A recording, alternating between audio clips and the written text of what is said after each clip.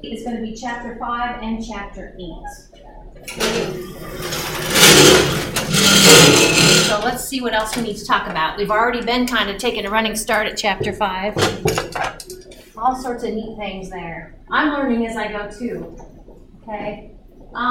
This is actually an electricity generator. Okay. Starting with most likely burning coal. And down here, it kind of talks you through what, kind of in a simplistic way, what happens. Basically, we burn the coal. And in burning the coal, we are taking potential energy from the coal and turning it into kinetic energy of heat. Okay, so the two words down at the bottom there, potential energy and kinetic energy.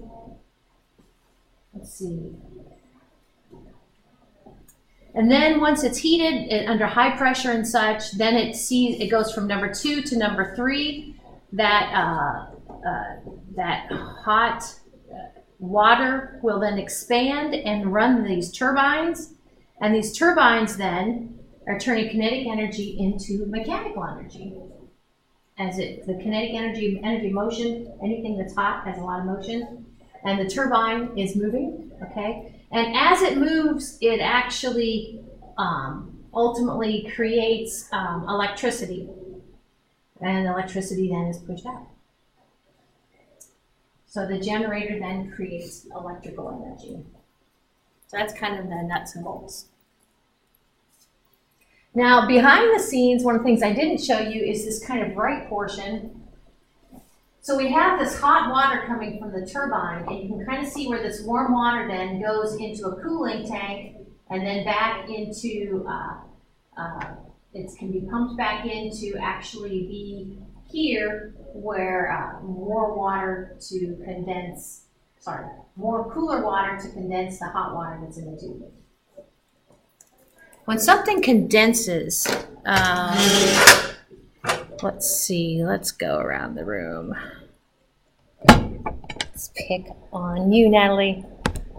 When we say something condenses, like if water condenses, what do we mean?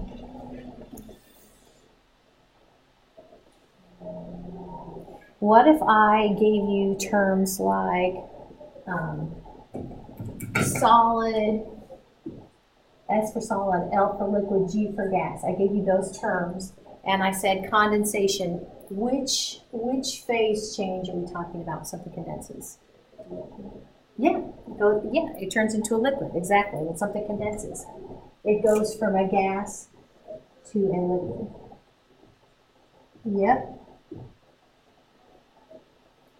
So here what we have is after it's moved the turbine that's actually interacted with the generator to create electricity, then that warm water, some of it's steam, that would be gas, it's going to go ahead and condense here, and the way it condenses is by, kind of see this jacket? This is a cooling jacket.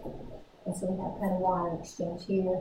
And then this can be put back into the fire again, and the process can happen all over again.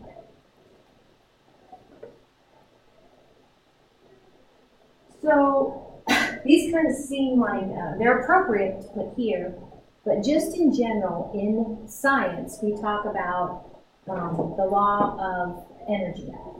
And we call those the laws of thermodynamics. One of them is that the first law of thermodynamics is that energy cannot be created or destroyed, but it can be what we say transformed from one into another. One form of energy into another form of energy. So down here we have these 3 green boxes. This is taking potential energy, burning the coal, turning it into the kinetic energy associated with the fast-moving particles as they're hot, taking those kinetic energy, moving the turbine, turning that into mechanical energy. As the turbine moves, it ultimately creates electrical energy. So energy can be transformed from one to another thing. There's another law of thermodynamics, the second law of thermodynamics.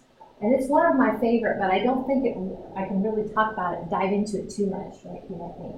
It's actually talks about entropy. A synonym for entropy, you see this all the time, is, I'm going to put the word chaos. Chaos. It's chaos, I tell you. When you think of chaos, Adam, what do you think of? Craziness. Exactly. I just love this law. This craziness law is why my house is always a mess. It basically says that things in this universe will tend to disorder. It just automatically, the word is spontaneously. It will spontaneously go to chaos. Okay. Now, we can put energy in it, like clean up, but put energy in it to reorganize things. But that could be just one little neck of the universe. The whole universe is increasing entropy. Okay? So, this is an application of the first law of thermodynamics, in which energy cannot be created or destroyed, but we can track it, and energy can be and is transformed. So there's a figure from your textbook. So we'll go back to you, Glenna. What does this look like, this green side here? We take heat and light, carbon dioxide and water. Starts letter P, one after. It is photosynthesis. Yep. That's totally photosynthesis. You got it. And we're going to see that actually plant material in the form of wood, we used to not burn coal up to, I was surprised when I read this. It was like up to could that be 1950s? I don't know. But we used to burn wood. So we can just simply burn this, or we can have the plant material sit for, millions of years, and go ahead, do its thing, and turn into a fossil fuel. So what word do you think, am I looking, starts letter C here, back to you. What happens when we take plant material and we burn it? Take plant material, we burn it, we combine it with oxygen, and we create heat, light, and carbon dioxide and water. We call it combustion. Yep, we call it combustion. Exactly. So we kind of have this, energy is not created, or it's created out of nothing. It's created out of something. It's transformed. So plant material, like fossil fuel? Yes, plant material, or it could just be wood. It could just be your thing you get out of forest. But as your wood or your chunk of coal is sitting there unused, it has a high potential energy. After you burn it, okay, you basically deplete its potential energy. You use it up. All right. So, what are everyday devices? So I'll start back there with you, Billy. So everyday devices that you can think of where we take one type of energy and it goes into another type of energy. A car, perfect. Because are you thinking the whole term, take the liquid gas, that's potential energy, and it burns, it combusts, and it turns into mechanical energy, and it gets you down the road. Perfect. Can you think of another one, Natalie? Cell phones? They transform energy. They what? The touch screen. Touch screen? If it wasn't touch screen. Yeah, I can see energy being transformed there. Yeah. One of the ways it's transformed is as we look at it, like the light is like the energy that it took in when we plugged it in, charged it up, is gone in light. Okay. Can you think of another one? Those are good.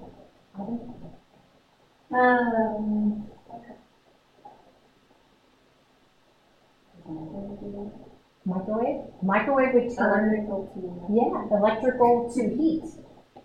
Yeah. Increasing kinetic energy of those two molecules. How about you, Glenna?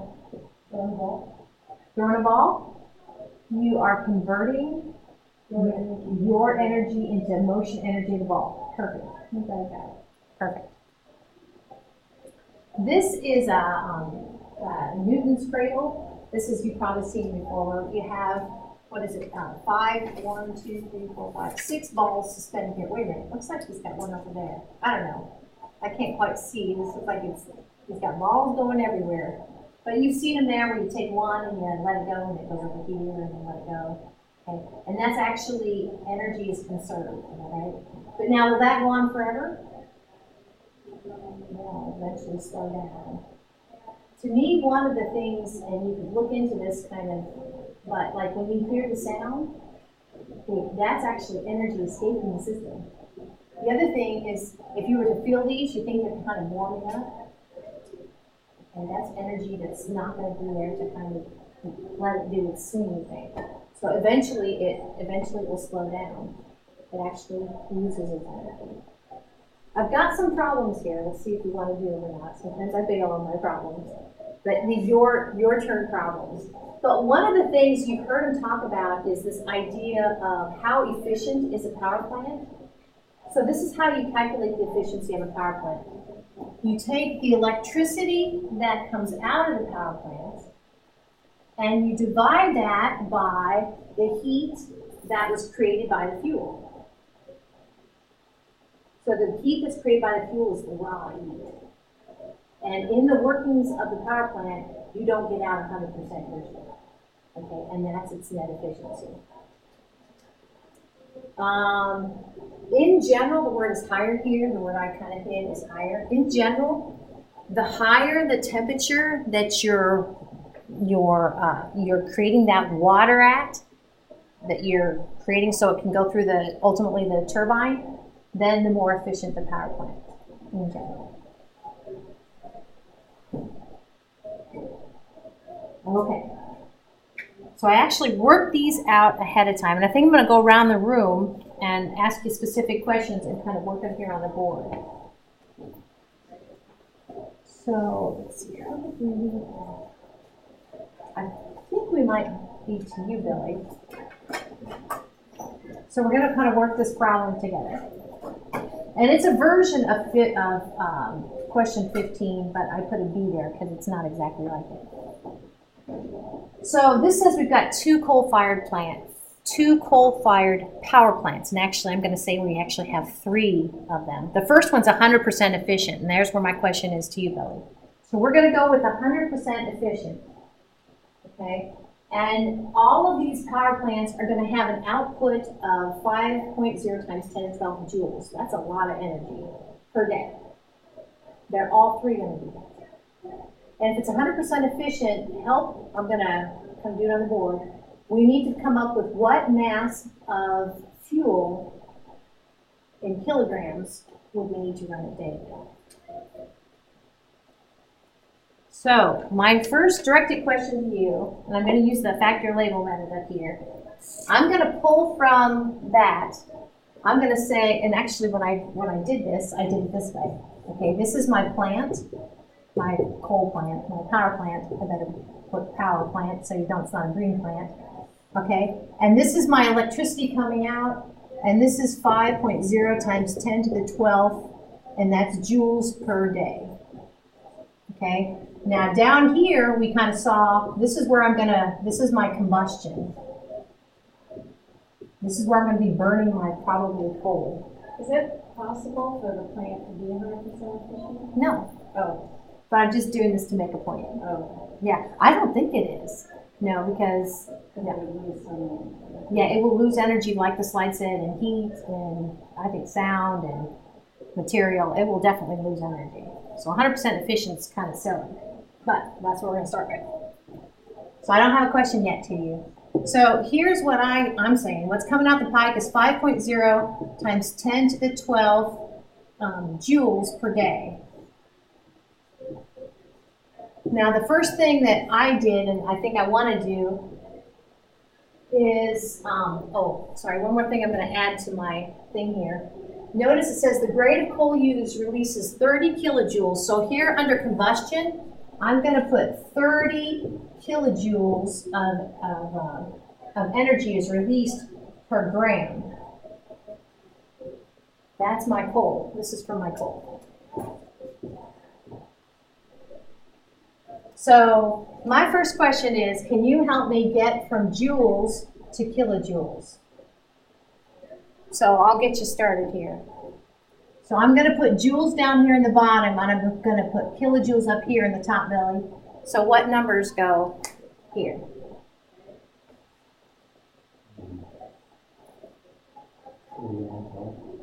Nope, this is just my kilojoules to joules. This doesn't have to do with this yet. This is just, I'm starting with joules and I need to get to kilojoules.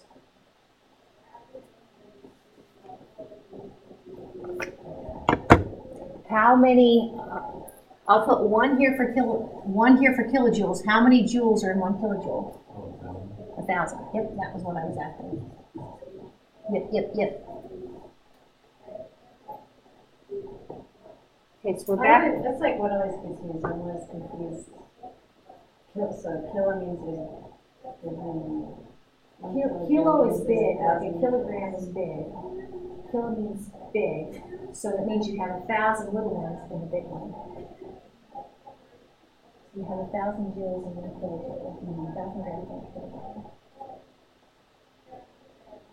Wow. yeah, it's just been one. It is, I agree, and that's definitely a place that gets us. So Natalie, can you, let's see, what mass, so we're after kilograms. So Natalie, can you help me out? I'm ready to go ahead and use this to see how many grams of coal I need to burn. How can I use that term?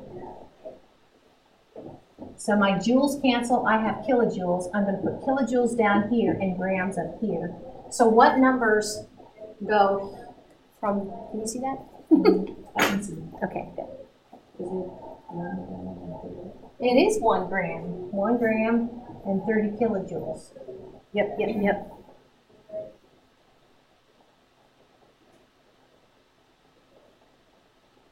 So let's see, what is the mass in kilograms? Oh, so Autumn.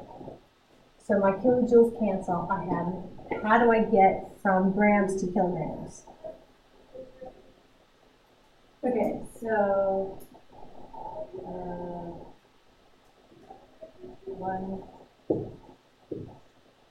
Yep, 1 kilogram is about, that's what I got.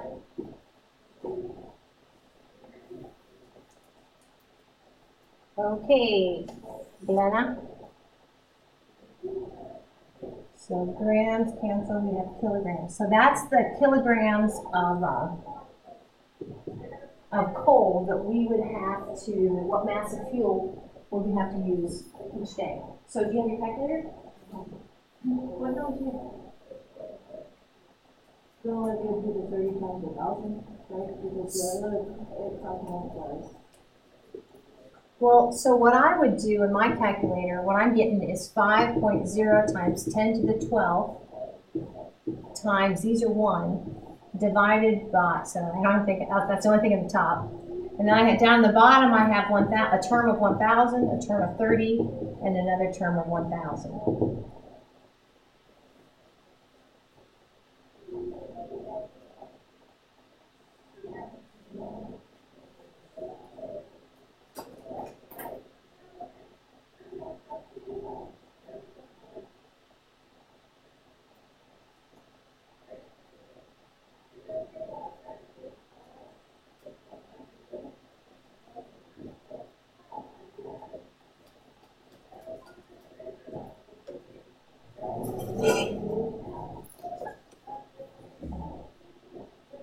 What's the E Yeah, that's the, so you put 5.0 and then your E of EXP and then put 12.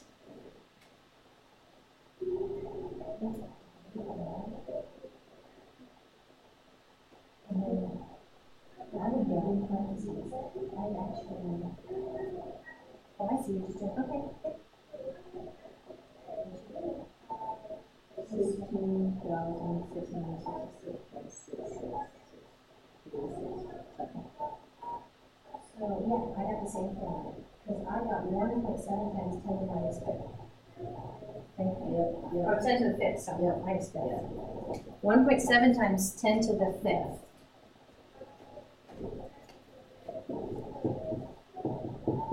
Okay, now, can you help me out, Billy? What would the units be? I know I have circled kilograms, but there's one more unit that didn't cancel.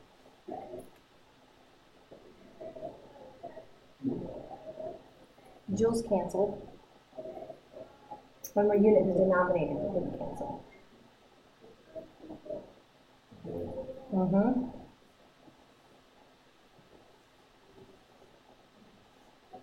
Yep, you got it. So that's the amount of coal I would burn per day if it's 100% efficient. Then a follow-up question, and so I think we're back up to you, Natalie. I'm going to rewrite this number 1.7 times 10 to the 5th kilogram per day, and then my next question is, if the fuel costs $30 per 1,000 kilograms. So here we go. I'm going to 1.7 times 10 to the 5th kilogram per day. And then over here by the fuel, I'm going to say $30 per 1,000 kilograms. How can I use this to get to dollars per day? I don't know how to do it, but we need to figure out how many kilograms that 400 is. Yeah. So this is 1.7 times 10 to the 5th kilograms per 1 day.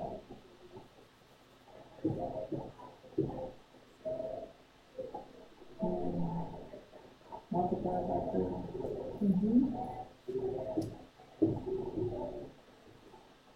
So I won't go on the bottom.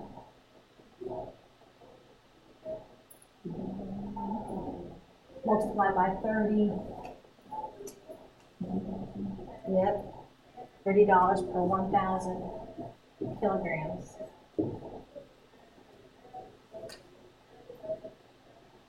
So over to you, Autumn.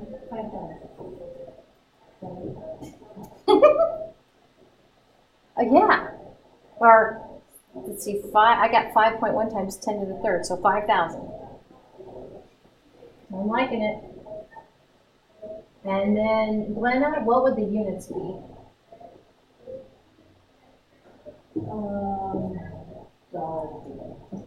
Yeah, you got it. Perfect. And that's 100% efficient, which is not possible. Okay. So my follow-up question, or a question now related to a little more like what reality is B here. So compare the energy, so we're over to you, Billy. Compare the energy release per gram of coal burn if it's 38% for one power plant and 46% for another power plant. Okay, and here, let me, I'm going to erase all this. The way I think of this is I go back to I'll kind of tell you how I think of it. We know that you're not going to get 30 kilojoules of energy per gram. What if, and this is what my question's asking, this is B, Billy. What if instead of 30 kilojoules per gram, what if you only got 38% of that? Well, how would you work that out?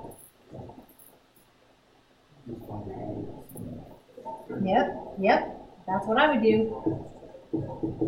Kilojoules per gram, you would just take it times, what, 0.38?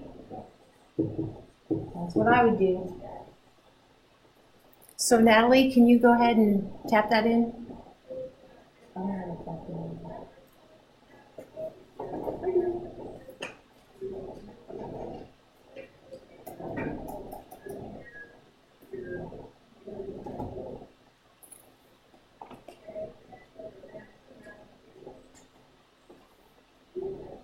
11.4.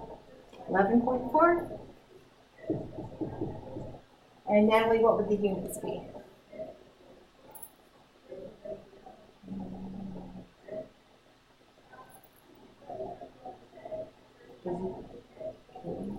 It would be kilojoules.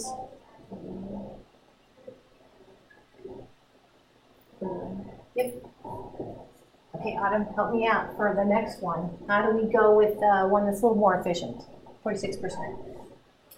336.46. Okay, got it back there, 13.8. And what would the units be, Glenna? You got it. Cool. All right, Billy. So now, follow-up question. Based upon, we had to focus one at a time, but based upon this, mass in grams, what mass of kilograms? Okay. So this is how much energy it puts out for a gram burn here. This is our 38% efficient, and this is our 46% efficient. So now it goes like this.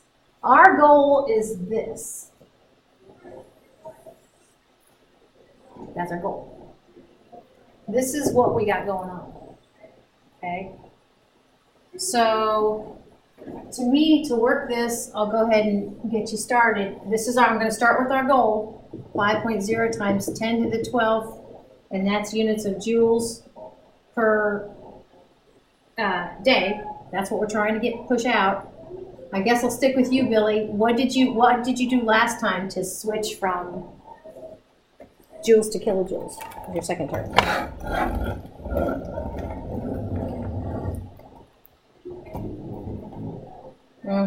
Kilojoules over joules. And what were the numbers? Yep, you got it.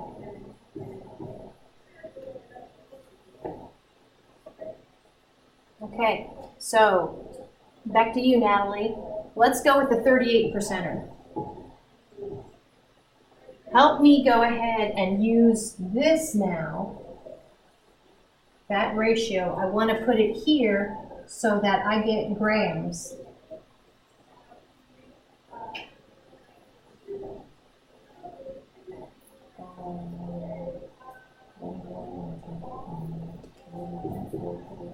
Yep, she put 1 gram on top and 11.4 kilojoules on the bottom. Perfect. It's like deja vu. I feel like you guys are getting the same ones. So Autumn, help me get, so my joules canceled, my kilojoules canceled. Help me get from grams to kilograms here. 1,000. Go with the units. So go with the units first. Gram. Okay, so you want grams on the bottom. Kilograms on the top. Yep. So 1 kilogram over 1,000. Yep. I start with the units and fill in numbers. Okay, Glenna. Where's your magic? So it's 1,000 times 1.4 times 1,000. Yes, in the bottom. In the bottom.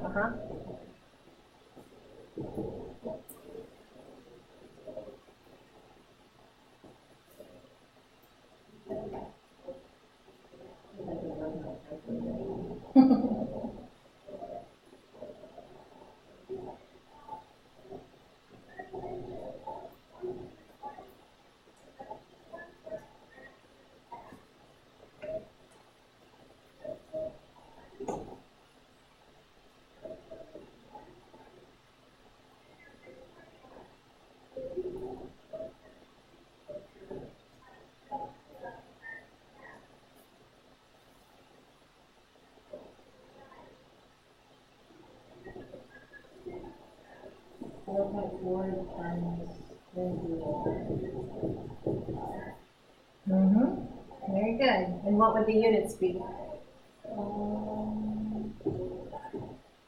Kilograms?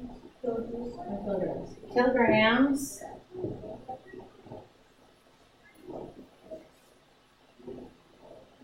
Per day. Yep. Now, I'm not going to do the other one, but I did it at home. Very good. And when I did this guy right here, the 46% efficient, I came up with 3.6 times 10 to the 5th kilograms per day. Not so surprising if it's more efficient, it's less. And then for the last one, I'm not going to take the time to do it, but as far as dollar amount, for the lesser efficient one, 38% efficient one, you're looking at 1.3 times 10 to the 4th dollars per day. And for the other one, the more efficient one, hopefully it's cheaper, right? You're looking at 1.1 times 10 to the 4th dollars per day.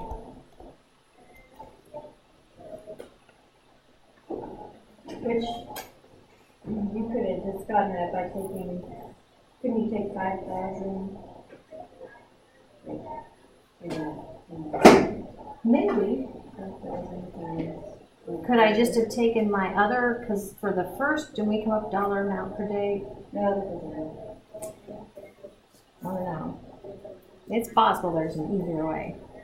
I think if I would have come up with a dollar amount per day for my 100% efficient one, then I could have done that. Actually, yeah, you could take 5,000 and divide it by 0.46. Or For A, what did I get for A? If I take 1.7, no, because that would have been, you have divided by, yeah. Yeah, because then I get 5,000 divided by 0.38 is 13,107. 5 divided by 0.38. I don't know. I'm not. Oh, wait, this one down here. Sorry.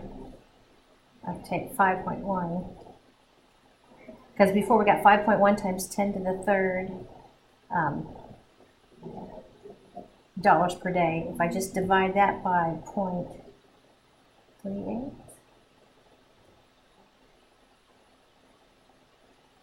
Yep, that works. Very good. Same diff. Okay. All right. I thought this was interesting. So we'll talk more about different fossil fuels, but we're starting with coal. And we've been talking about chemical formulas, like for compounds. Coal is a complicated thing. But in general, we can think of one repeating molecule in coal to have 135 carbons, 96 hydrogens, 9 oxygens. What's N stand for? Nitrogen. And what's S stand for? Sulfur. So it has a smidgen of sulfur, smidgen of nitrogen. But mostly it's what we call a hydrocarbon. And one of the things we need to talk about with coal is there's different grades of coal. I spent a year in Morgantown, West Virginia at a coal research facility. And they would bring different grades of coal through and kind of look at different characteristics. One of the things is if you're worried about the sulfur pollutants, you can clean it up, get rid of your sulfur before you burn it. Or pick a grade that doesn't have sulfur. So that's what they mean by clean coal, I think. So it's pretty complex. So actually coal is a fossil fuel, one of many fossil fuels. And fossil fuels, what they have in common is they basically take organic material and over millions of years, okay, they're transformed. Notice I hid the word millions of years. I also hid the word muddy swamps. I always heard pressure is important too, but I don't know. Maybe that's just diamonds. I don't know. So this is the sort of organic material, millions of years ago that would have ended up being our coal today. Not just moss, but that is moss. But other things can actually be transformed too. Coal kind of takes on these different grades here. So, kind of have some different pictures of coal. I have a slide on the next slide to kind of show you some different properties of the coal. So for instance, over here we have anthracite, and it would actually run about 30 to 35 kilojoules of energy would be bumped out per gram of coal that you burn. Remember when you guys in the lab did all these different tests on fuel analysis? Okay, energy per gram was burned. Bituminous, 26 to 35, and then this whole lignite, that's like the dud there. When you burn that stuff, okay, it's got the lowest heat value. It said in the book that we're already all out of anthracite, I think. Really? Or close to it. Okay. Our country or the Our world? country. Okay. Interesting. Because that was the higher of the three. Well, this one goes 26 to 35. That's a range. That's interesting. So this is showing a source region for the anthracite was Pennsylvania. So we get these different locations in the United States for these different forms. This third column says how much carbon there is. And so, for instance, lignite, it doesn't give you much bang for your buck, but it has a lot less carbon. The other thing is it wet? Okay. Notice that anthracite's pretty dry. How much ash is produced as it burns, and then this last column is the energy content.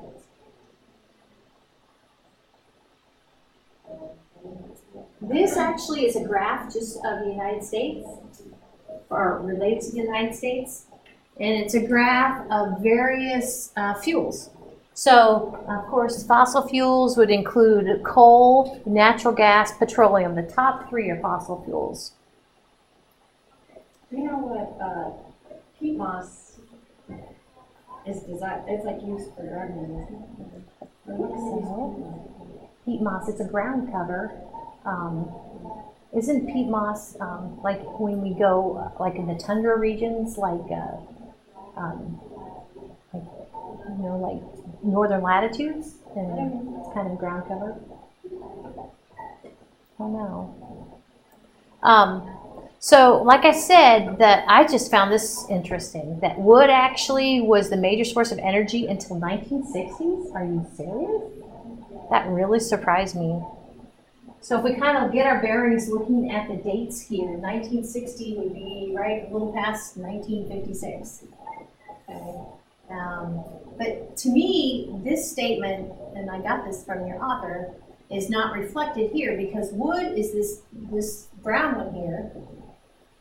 And then it's already surpassed by, that just does not seem right to me. That statement there doesn't feel like it's the graph. See that? 1960, you know what I'm saying? Yeah. Maybe the most common form for the population. Major source of energy. So like energy and stuff. Okay, but because these are clearly showing that what the red is petroleum, this Maybe they tan meant- is natural gas, and the purple's coal. Maybe they meant 1860. Maybe it's a typo. That would be right. 1860. Yeah. Okay, yeah. It should say 1860. Okay. I think so. I feel much better about that. Because, yeah, I agree on over here. I'm liking that. Sometimes in the train system too. Yeah. Use a lot of coal. So leaving the U.S. and kind of looking worldwide, actually there are three other countries or regions of the world that use more coal than we do. That would be Asia Pacific is the largest user, followed by Africa, Europe, and then the United States. That's something to be proud of. I know. So what's the problem with using coal, other than it's got a limited supply? It's really dangerous to it is very dangerous to strike it, apparently. Mining safety, environmental harm in your book does some, kind of talks about the different ways of getting the fossil fuels. Some are better than others, but none of them are very good. We release pollutants. I mentioned acid rain, so tomorrow when you guys do your look at different materials, how they react to the different acids, sulfuric acid is actually, and nitric acid can be made by this NO. And anytime you see the X, just means that it, X means it could be a 1, 2, and 3. I think I've done that before. So they all contribute to acid rain.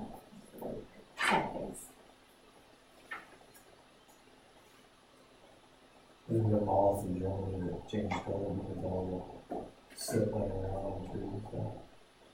Probably, like, yeah, some beautiful Because they had historic. white trees and moths were white, and after so many generations, they got help. Okay, I believe it, you know, for sure. Oh my goodness. Well, this is a good place to, we'll take a running start at this. I'll double check if I want to use this or not, but we might start on this Friday, we might. I might write it out and give it to you. But we'll bump it up against the clock. The 15 minutes went fast. Or did for me anyway. So we'll see you tomorrow, but not Wednesday.